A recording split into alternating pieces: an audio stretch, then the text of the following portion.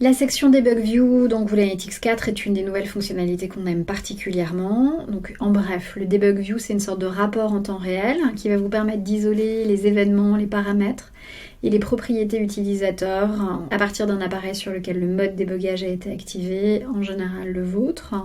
Et donc c'est pratique pour voir comment Google Analytics reçoit vos configurations. Après toute configuration, c'est important de vérifier ce qu'on a fait. C'est la phase que j'ai l'habitude d'appeler dans mes articles TBV pour Trust but Verify. Donc l'idée c'est, si jamais vous ajoutez un nouvel événement personnalisé, si vous ajoutez un paramètre à un événement ou configurez une conversion, d'aller vérifier comment Analytics reçoit la donnée, est-ce que la donnée s'affiche correctement dans les rapports. Dans Universal Analytics, il est possible de vérifier son implémentation via les rapports en temps réel. Donc les rapports en temps réel, on les a ici dans Universal. Donc par exemple, vous pouviez générer une conversion sur votre site et voir si ça remontait bien à cet endroit-là. Pareil, déclencher des tags d'événements et voir si ça remontait correctement ici, ou encore tout ce qui était tracking de campagne marketing en ajoutant les fameux UTM à vos URL de destination sur le site. Par contre, si vous souhaitez déboguer des configurations un petit peu plus évoluées comme l'e-commerce, on voit que c'est complètement absent des rapports en temps réel, donc il faut attendre que ça remonte dans les rapports e-commerce dans la partie conversion.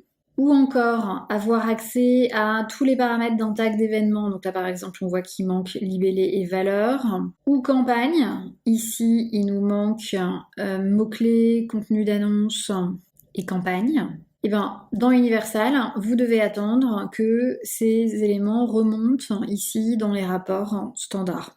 D'expérience, ça remonte quand même en dehors des rapports en temps réel. Les informations remontent assez rapidement dans les rapports standards, mais ça peut quand même prendre jusqu'à quelques heures, ce qui manque de praticité pour régler un problème le cas échéant. La bonne nouvelle, c'est que ce n'est plus le cas dans Google Analytics 4, donc vous avez toujours une section de rapports en temps réel, mais surtout, il y a une nouvelle fonctionnalité ici qui s'appelle le Debug View. Alors, qu'est-ce que c'est ce Debug View? J'en parlais dans l'introduction, il faut le comprendre comme une sorte de rapport en temps réel qui va permettre d'isoler les événements, les paramètres d'événements, voire les propriétés utilisateurs, envoyés à partir d'un appareil sur lequel le mode débogage a été activé. Donc on verra qu'il y a 3 façons d'activer ce mode débogage. Quand le mode débogage est activé sur votre appareil, tous les événements que vous envoyez à Analytics sont accompagnés d'un paramètre qui s'appelle _DBG, les 3 lettres, et qui sont isolés dans la section Debug View afin de ne pas gonfler artificiellement vos autres statistiques. Je vous montrerai après comment voir le paramètre _DBG, ça va plutôt se passer au niveau des outils de développement de Chrome. En attendant, pour accéder à la section Debug View, vous voyez où ça se passe, c'est dans le panneau de navigation et c'est tout en bas, dans la section Configurer. Il est probable que vous n'ayez aucune donnée qui remonte dans cette section pour le moment, et c'est normal. On va voir qu'il faut activer le fameux mode de débogage sur votre appareil et qu'il y a 3 façons de le faire. Donc comment est-ce qu'on active ce Debug View? Première façon de faire, c'est d'installer un plugin qu'on appelle le Google Analytics Debugger, un plugin Chrome. Donc vous faites une recherche, Google Analytics Debugger, voilà, plugin Chrome, c'est le premier lien, là c'est sur chrome.google.com. Vous cliquez, vous ajoutez à votre navigateur. Hop, ça y est, il est ajouté, donc c'est cette petite enveloppe là. Je vais aller la chercher dans ma liste d'extensions et la pinter à ma barre d'extensions pour qu'elle soit plus facilement accessible. Donc ça, c'est fait. Et ensuite, ce que vous devez faire, c'est de vous rendre sur le site pour lequel vous voulez activer le mode débogage et envoyer vos événements dans la section Debug View et de cliquer sur la petite enveloppe. Il y a ce petit symbole ON qui apparaît qui vous dit que c'est OK, le mode de débogage est activé. Reste à vous rendre dans la section Debug View, attendre un tout petit peu, mais vous voyez, c'est assez rapide. Et donc c'est parti, j'ai les informations qui sont envoyées. Customer Status, ici c'est une propriété utilisateur que j'ai associée à mon tag de configuration GA4. Et là j'ai un premier événement, page vue, qui va correspondre au chargement de cette page. Si je vais vérifier notamment page location, voilà, je vois bien que on est effectivement sur cette URI là, /équipe. Ok, donc ça c'est une première façon d'activer le mode débogage qui est assez simple via ce petit plugin, une fois qu'il est installé. Deuxième option, c'est si vous avez implémenté GA4 via Google Tag Manager, il suffit de mettre GTM en mode prévisualisation et là aussi, ça active le mode de débogage. Donc vous vous mettez en mode de prévisualisation en cliquant. Alors du coup, je vais fermer le site ici. Hop. Voilà. Et donc là, c'est pareil, ce que vous allez faire à partir d'ici, à partir de ce mode prévisualisation de JTM, va remonter dans la section Debug View. Ok, donc je ferme la prévisualisation.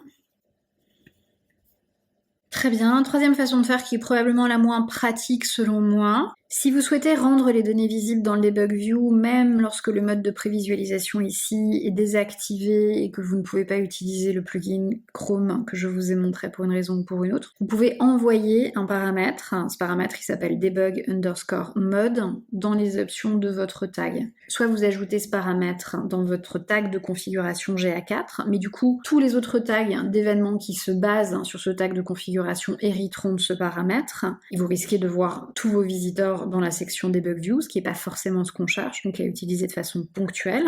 Soit vous l'ajoutez dans un tag d'événement bien particulier, auquel cas, le mode de débogage sera activé pour cet événement en particulier. Alors, je vous montre comment ajouter ce paramètre dans la balise de configuration GA4. Donc ça se passe dans champ à définir, vous ajoutez un champ. Donc je vous ai dit le nom du paramètre, c'est debug mode et sa valeur doit être sur true et vous enregistrez. Alors si vous souhaitez ajouter ce paramètre directement dans le code source de vos pages, puisque vous avez votre tag directement dans le code source de vos pages, à ce moment-là vous pouvez rajouter cette ligne.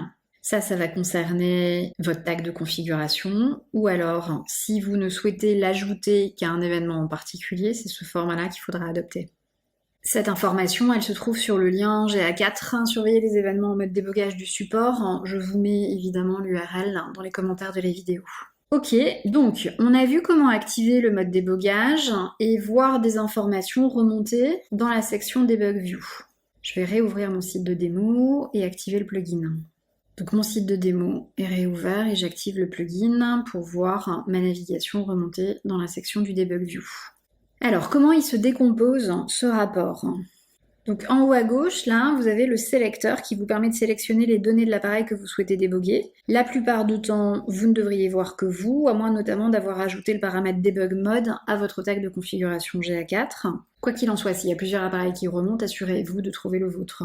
Donc ensuite, ici, vous avez le flux par minute sur le côté gauche qui vous montre une série de cercles ou de points. Donc vous avez grosso modo un point par minute. Et vous pouvez retrouver l'historique des 30 dernières minutes ici. Vous avez un chiffre dans un cercle comme ça. Ça correspond au nombre d'événements qui ont été reçus au cours de la minute en cours. Si je clique sur ce lien, par exemple, il me renvoie sur l'événement qui a été envoyé à ce moment-là. Dans l'élément central ici, alors je vais plutôt me positionner sur une minute où il y a eu pas mal d'événements qui ont été envoyés. Ok, 11h04. Donc dans l'élément central, la vue est par seconde et c'est l'endroit principal que vous allez utiliser pour votre débogage. On y voit votre liste d'événements à un niveau plus granulaire. Donc c'est là que vous pouvez cliquer sur un événement pour voir les paramètres et ou les propriétés utilisateurs si vous en avez configuré, rattachés à l'événement en question. Donc lié à cette page vue, par exemple, j'ai tous ces paramètres qui ont été envoyés. Donc j'ai notamment le paramètre debug mode qui est activé, j'ai un ID de session, un numéro de session, j'ai l'URL sur laquelle j'étais au moment où la page s'est chargée, le référeur, le titre de la page, etc. Et j'ai aussi une propriété utilisateur, un statut client que j'ai mis en place dans mon tag. Pareil, si vous allez sur User Engagement, vous verrez tous les paramètres qui sont liés à l'événement en question. Ok, donc ça c'est vraiment l'endroit essentiel où vous allez travailler. En haut à droite, vous avez un encadré avec les principaux événements, donc qui vous comptabilise sur les 30 dernières minutes tous les événements qui sont enregistrés. Enfin, tous les événements, pas que. En bleu, les événements, en vert, les conversions que vous aurez configurées, et là, vous avez potentiellement des événements d'erreur. Donc, c'est pareil, vous pouvez cliquer, par exemple, ici sur page vue, auquel cas, vous aurez un résumé pour tous les événements page vue qui ont été envoyés de 10h52 à 11h22, avec, par exemple, le titre de la page qui a été visité à chaque fois. Ça, c'est le premier événement, deuxième événement, troisième événement, quatrième événement. Celui-là a concerné visiblement la même page. Pour sortir de cette vue par événement regroupé, vous cliquez sur la petite croix. Et donc finalement, vous avez cet encadré propriété utilisateur, qui est un résumé des différentes propriétés utilisateurs qui sont remontées dans les 30 dernières minutes, si vous en avez mis en place dans vos tags, bien sûr. Ok, donc on a vu comment ce debug view il était décomposé. On va repasser un petit peu de temps sur la façon de l'utiliser, même si je vous ai déjà montré un petit peu. Donc quand il s'agira de débugger une implémentation, allez ici dans le flux par seconde et cliquez sur l'événement qui vous intéresse. Quand vous faites ça, hop, les paramètres et les propriétés utilisateurs liés à cet événement apparaissent. Donc je vous ai aussi montré, quand vous cliquez sur un événement, par exemple page location, l'URL de la page sur laquelle le visiteur se trouve au moment où l'événement est envoyé, vous pouvez voir sa valeur. Donc, notez juste parfois un temps de latence avant de voir de la donnée dans ce rapport qui peut parfois prendre jusqu'à quelques minutes. Et dernière chose, si jamais vous avez trop d'événements qui arrivent d'un seul coup, donc vous êtes pas mal baladé sur votre site, vous avez vu plusieurs pages et que vous voyez que les événements ici apparaissent trop rapidement, vous pouvez cliquer pour mettre en pause le flux et si vous recliquez, ça reprend la lecture du flux. Alors, je vous avais dit que je vous montrerais comment voir le paramètre _dbg qui signale que le mode débogage est activé sur un appareil. J'ai bien le plugin qui est actif. Mon mode débogage est bien actif sur mon site. Ensuite, vous allez dans plus d'outils, outils de développement Chrome. Vous vous assurez d'être dans l'onglet Network. Vous rechargez la page. Ok, là j'ai tout un tas d'appels. C'est un appel, c'est une URL qui va contenir tous les paramètres dont Analytics a besoin pour compiler ses rapports. Ces URL, pour Analytics, elles contiennent collect, V égale 2 pour GA4 et 1 pour Universal.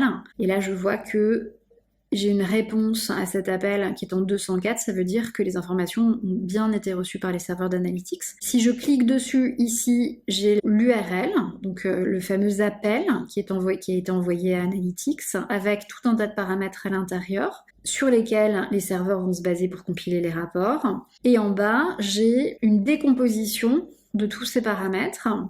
Et si je regarde de plus près, ici j'ai effectivement un paramètre qui s'appelle _dbg1 qui signale que le mode débogage est activé. Si je descends, je vois que l'événement qui a été envoyé et que je devrais pouvoir retrouver du coup dans la section Debug View de mon Analytics, c'est un appel de page vue qui correspond au chargement de cette page-là.